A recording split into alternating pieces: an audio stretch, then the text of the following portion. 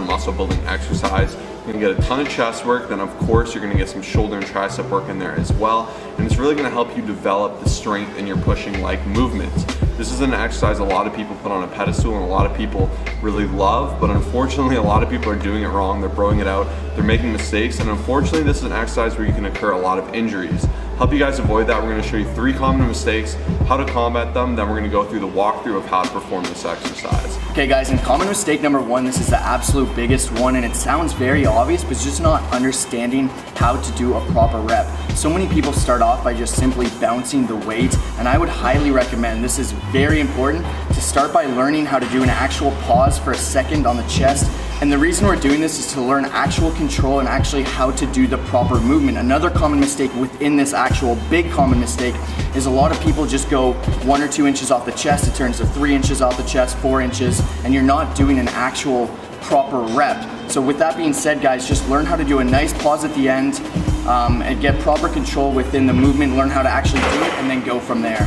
So this is what a complete pause bench press looks like. You're controlling all the way down, you're pausing at the very end for 1 second, and then you're exploding all the way up, whereas here you see a clip of someone just going, bouncing around, and that's not how you want to do the exercise. Common mistake number 2 is abusing one muscle group to just bear the burden of the load of this exercise. This is a multi-muscle movement, so you guys are going to want to make sure you're utilizing all the muscles you can. A lot of people will bench press like this, and it's going to be killing your shoulders, just decimating them. You're taking a lot of the tension off the chest, kind of inhibiting the triceps' ability to function properly. And on the other side, people will bench way too low, and they're going to be using all tricep. It's going to turn into a weird closed grip bench hybrid. And although it might not be completely tricep or completely shoulder, you're taking a lot of the tension off where it should be the chest. Saying so, you also don't want to use only the chest. People go really wide and are doing this. That's going to be too much of a burden. That's going to put a lot of strain on the chest. You really want to move this one around, except that it's a compound. It's not necessarily going to be an isolation exercise for the chest. And if you want to use it for that, I'd recommend going the dumbbell route and going a little bit lighter. However, if you want to do a proper movement, you're going to come down, make sure you have that 45-degree angle, tuck in those triceps, get that pause, and explode up, and kind of flare those shoulders ever so slightly. A lot of people are going to get angry.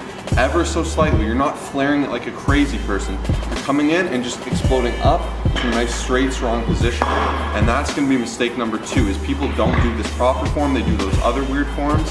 So once again, you're coming down in a 45, you're pausing, you're going to flare up in a strong position to a straight position, and then collapse back down into that 45-degree position. Number 3, real quick, this is kind of going to Kyle's territory with the bouncing, is abusing your body parts when doing this. So it's kind of like number 2, but when you're bouncing, you are smashing your sternum. I got to a point where I was guilty of bouncing myself, and I was doing 315 for reps, 6 reps or something at the time, and just 350 pounds, boom, boom, like my bones would be sore. So you don't want to be doing that. I really recommend the pause. If you do touch and go, do a controlled touch and go, and from that as well into the touch and go. I know it sounds like it's overlapping, but it's not, because what a lot of people will do is this. You'll see a lot of the time, and what I'm doing there is every time I'm exploding up with a serious load, let's say 225 pounds, I'm extending and locking this tricep out, and hello tennis elbow, that's how you're gonna get it. You're gonna abuse the heck out of your elbows if you're locking them every time. In a powerlifting meet, you don't need to lock out like this even. This is standard, as long as there's still some control, some tension on the bicep here and the tricep. It's not fully locked, you're not doing this movement, that's gonna be dangerous, you're just going to here. It's about an inch of difference, if even, but it will save your elbows and you'll thank me later. So guys, we know this is a lot of information to take in. If you guys want to take us, the personal trainers, and put us in your pocket, help you with every single exercise you need help with, make sure to download, click the first link in the description below. You'll get all of our form guide exercises and it'll help you out. All right, so we're gonna go through the complete walkthrough of how to perform this exercise. So first and foremost, once you have your hands on the bar and you're lying down, it's all about foot placement. You can see there's 2 different ways of doing it. There's on your tippy toes there, which is a little bit looser, and this, which they recommend in most feds. I recommend starting this way, angling out, keeping your butt on the seat, and really focusing on that. From there, you guys can see it's all about back positioning. Here, Kyle's a very weak position. It's very awkward. His head's up, his spine's collapsed, and that's not going to be a strong position. Here is like a medium pin. Here you can see he's got the spine kind of loaded. It's a little bit more comfortable, and it's a stronger position, pushing position, but it's still not fully optimized. Lastly, here you can see this is a good pin. He's decided to go tippy toes, but that's what he wants, and it limits the range of motion from the bar. This is going to be your strongest position. It's going to keep you tight to the bench, and it's what we recommend. Going into where your hands should be, you should position them on the bar wherever you have about approximately a 45-degree angle.